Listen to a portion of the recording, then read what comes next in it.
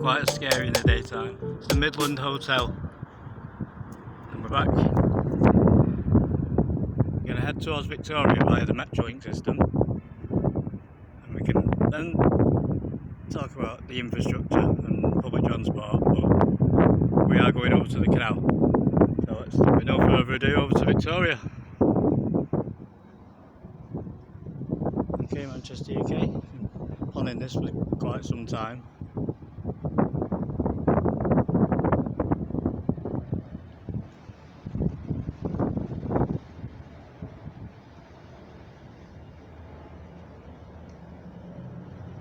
Cheetham School of Music these days, but it's been around since at least 1600.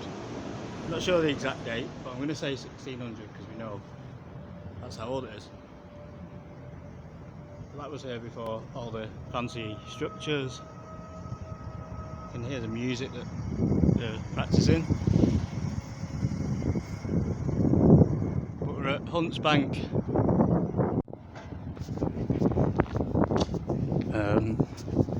Feel free to subscribe, like, if you wish to dislike. I don't actually mind if you want to write comments because I read them, and sometimes I actually learn things from the comments. Not the sort of person who doesn't appreciate any comment, but I do prefer the positive stuff. So that was a mosaic. It's showing the rail systems of the Lancashire and Yorkshire Railway. So ironically, there's a big clock up there. When the railways were first built, there was no official time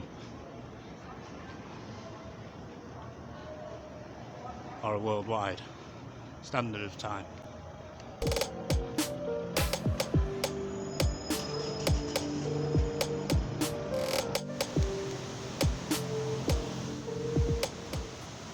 Yeah, so it pops over to the other side, just so I can have a look over where the culvert enters into under the railway.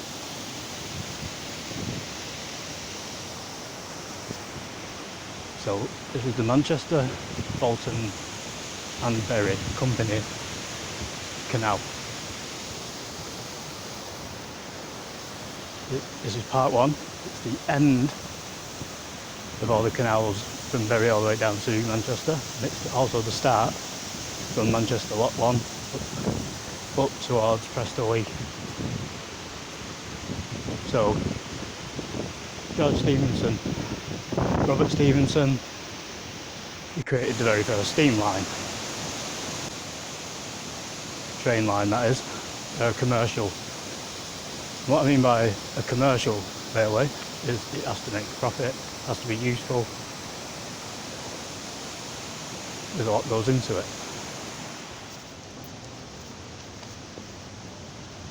So I don't want to get too deep into trains because you're probably wondering, I'm talking about the canal. It says it on what this actual video is about the canal, and it is. But because it's the first one, I've been doing it for a long time. It sort of includes as much information as possible is what I'm aiming at.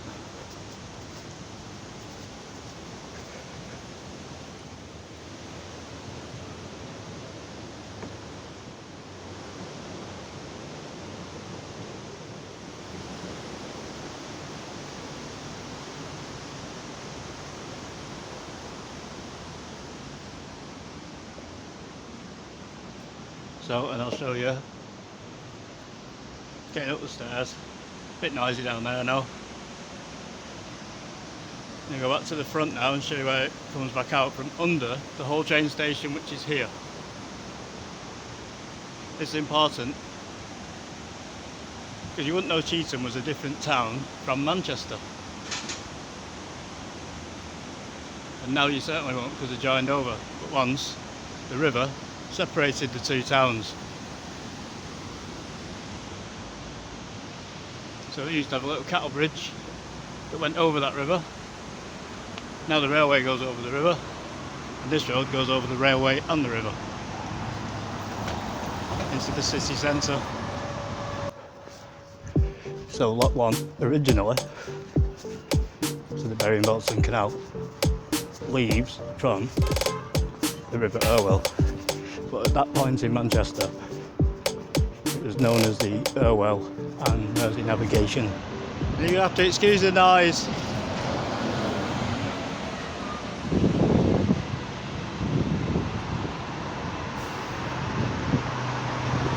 Just a really long straight bridge, so it's showing off the technique of using iron. It's not arches, it's just really strong iron bridge.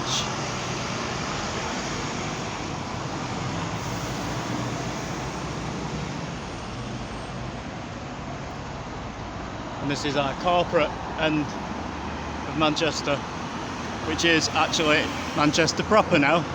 That's where this is. This was the small town of Manchester. Cheetham is the old house, which we're going to go back to now. Irwell and Mersey Navigation, which was the forerunner to the Manchester Ship Canal. It works in different processes. It didn't have lock gates and such. I think when the tide comes in, the river's slightly higher, and then they dam it. They put a little points of wood across to dam it off and keep the water high. Then when the water comes back in later in the evening, you remove the points of wood and the boats go out. So the actual River Irwell, at certain stages, was a canal. All I can say is I apologise for the music, and this is a classic music school. Something occurred to me last minute. I have no idea who they are.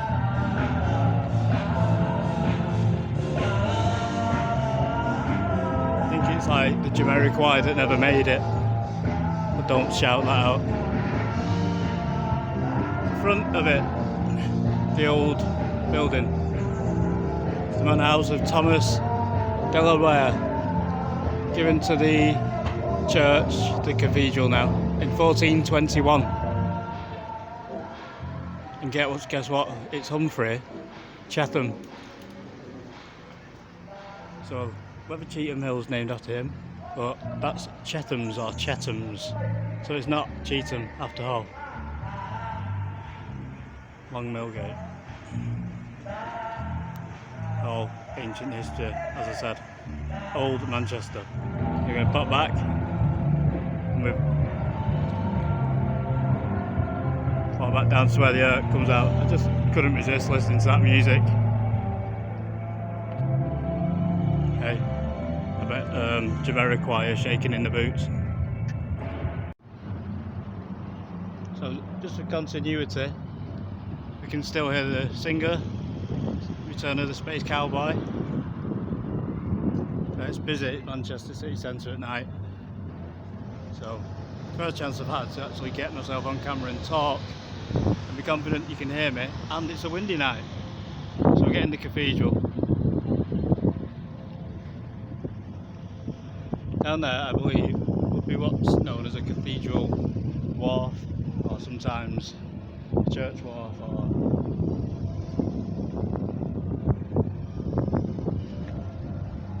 Chaplin Way. But I'm assuming the boats came this far along the Irwell Navigation, but only canal boats. So down there is the River Irwell. That's running at this point, not north to south. It's going east to west. Now I'm going to try and get Victoria Station if I can up there.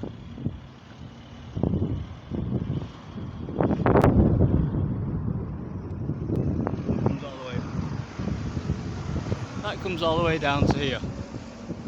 Just check all this out. And this is part of the original link up to the very first train line ever. So I'm going to be brief here. This is where the Irk emerges. Down there, that little culvert. Not more than just a culvert. I'm going to walk up, get some facts about trains, because I've never spoke about trains before. And I'm going to make it as simple as possible, and I don't want to go on about it forever. But you may or may not know Stevenson, Robert and George Stevenson. This is another relief railroad. So from the Victoria, you'd go over the top there, Yeah, so the Stevensons, his dad was an engineer with the railroad companies, and he had come up with the idea of laying a track for people to pay for to go to one place to another. So he came up with the rocket, the steam train. Searched the rocket because there's so much information about it. I could only repeat what other people are saying, but basically there's a competition to find a really efficient steam engine train, not only reliable but quick and powerful. Well, that was the only way to get goods towards the sea and then out to the rest of the world. It's not going to be ideal because Manchester grows much further than anyone ever thought of in the first place. So it's part of the old train station underneath. So as I was saying, let's come up here just to film the train if possible. Pretty much every canal ends here, every rail line goes through here or ends here also, because they were all created here. They're also all around the country, I say that. So, Stevenson built his very first line, just 2 lines, to Liverpool and Manchester. They didn't even know how to build a train station yet, but this is its competitor. So, I said I'm going to film it in the classic style, and I will not be filming myself, just narrating now.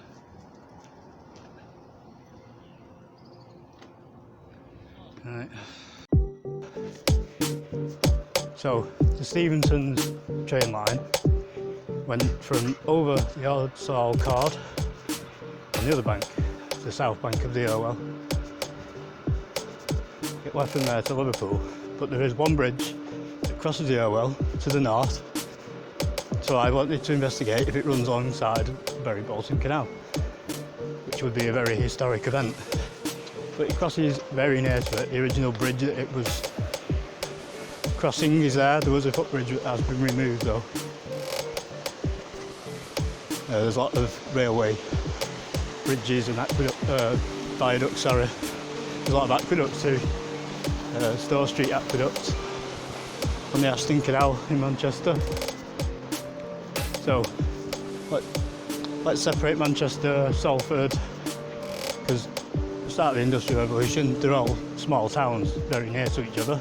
But Cheetham was separated from Manchester by the River Irk, and Salford separated from both of them because of the River Irwell. So as you go up the very Bolton Canal, you're going up through Salford. Then the River Irwell meanders around a little bit, so it goes around them and it only crosses over the River Irwell once in Clifton. That's where we're going to aim for in part 1. Or the introduction and prequel and conclusion and finish.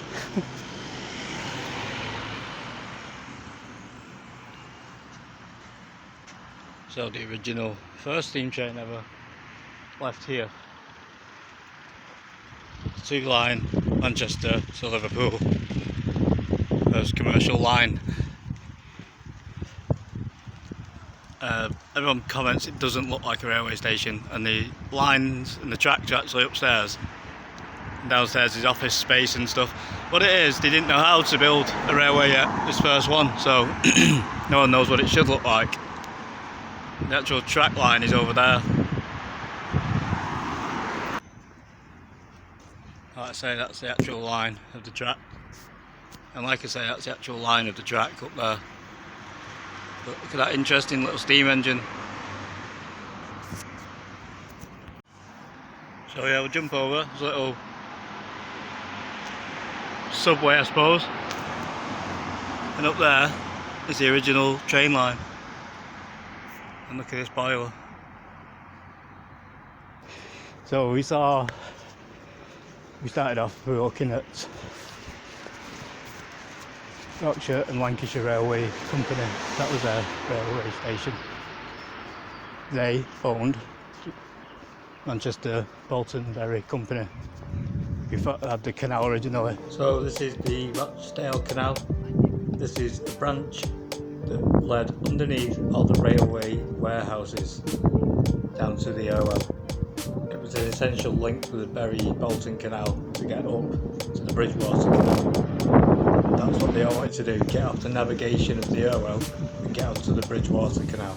Because we were all getting charged to do that, this canal was introduced. Of course, it was a canal before the trains covered it over with railway stations. Steam trains came in, they got their own straight away. They supply, but their rail system covers Lancashire and Yorkshire. So they go north, east and west, out, up out of Manchester, which means northwest. And then but a lot of it will be going over to the east once you get a bit further north. So you've got your, some supply, they go down south towards London and Cheshire. So all the different stations have their own little services for different reasons. So the Stevenson's train line crossed over the canal very, very close to the original canal. So they would have seen it being built as they were on the canals. And I bet when the first steam train went over, they even had people scouting down there and thought, hang on, this is right next to our canal, we better get in competition with them.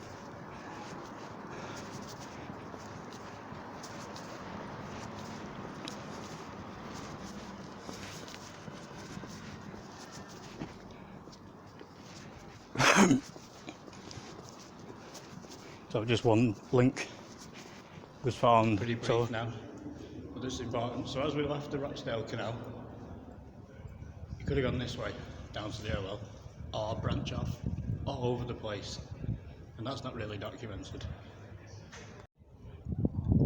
That's what we're filming today. So to get down to there, we would go through this canal tunnel, which was a canal. And a lot of people try and guess the arch, and they can't, or they can't see evidence of how the canal went. There's a lock. That's what everybody else is missing out. Under here now, there's a lock gate that dropped you down, and you went deep into underground under this. So it was three levels. But you can get, because you wouldn't have stonework on both sides. Also, I've heard it said there was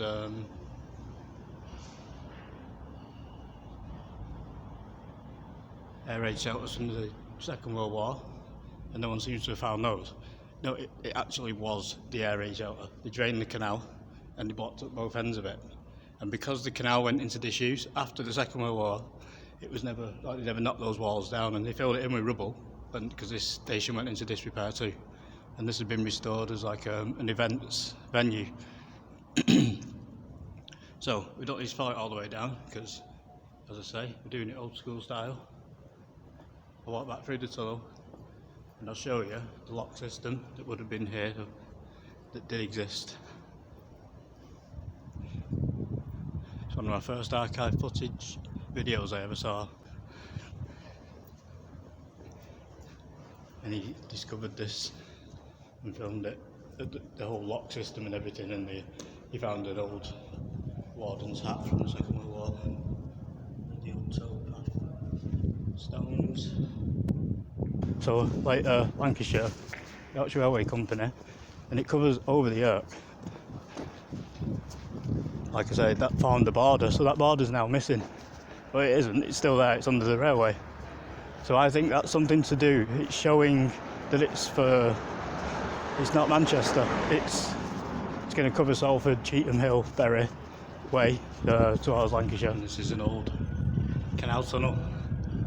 So I've seen people film this before, but I've been into this for a long time, as you know. So this is the Bury Bolton Canal, is what we actually are filming today. But it's not going in towards Manchester, it stops there.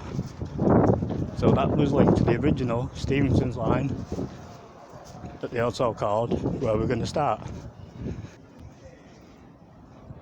And we'll assume it went in a straight line. In that direction there was no bend there.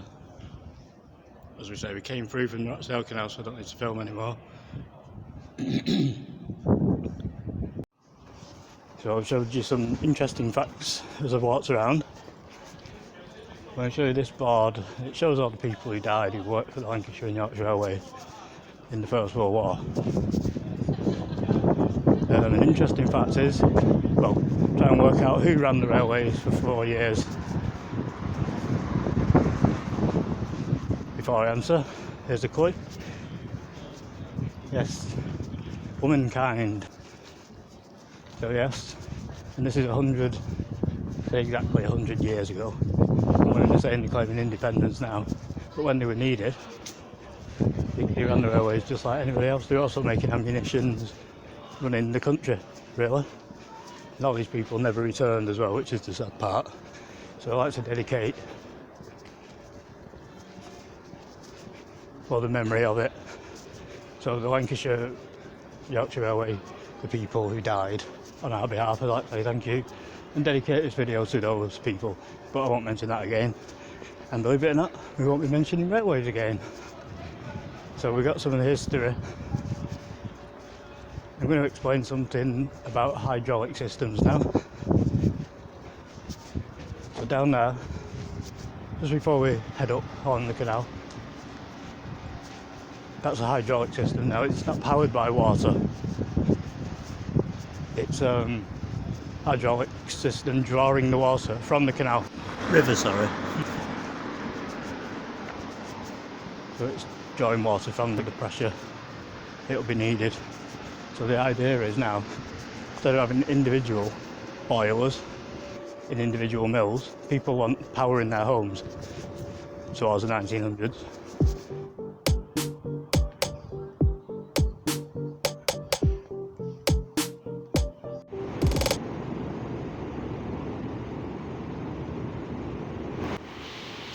So that would be the next innovation, is how to supply power from one engine around the place. So the hydraulic system had pipes fitted into all the mills, and the idea was you linked up to this system and it'd be a bit like having water in your taps at home nowadays, or gas. You'd have a hydraulic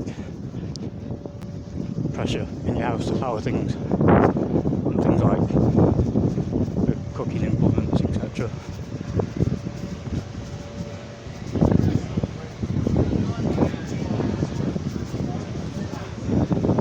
Manchester starts to get rigged up, so it's going to be powered by hydraulic. It's going to be the next breakthrough. New York is trying to come up with a similar system, but they put with steam, which will be under pressure and pumps all around New York, and that system is in place still. If you watch